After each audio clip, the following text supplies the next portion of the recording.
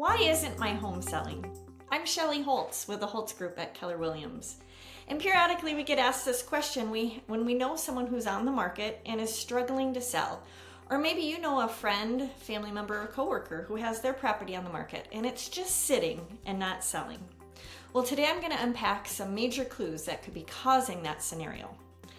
Number one is check pricing, especially versus comparables. Now, there's not always an exact apples to apples match to every home, but there are directionally accurate comparables out there that can guide us on pricing.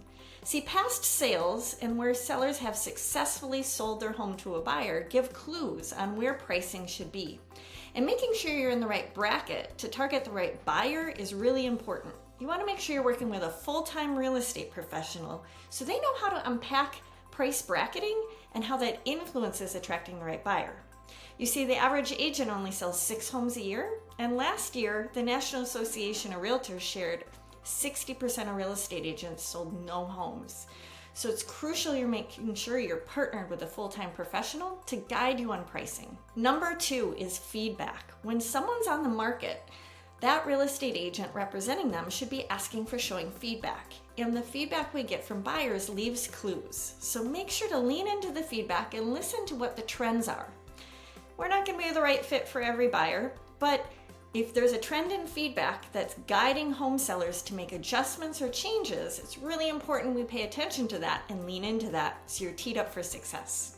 A full-time real estate professional will be able to guide you on how to interpret that feedback.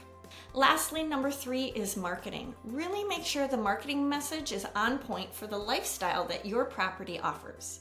You see, every property offers different features and benefits and how someone will live in the home. And you really need to make sure that the marketing message is clear and not some vanilla generic message, because then the right buyer won't know that home is the right one for them.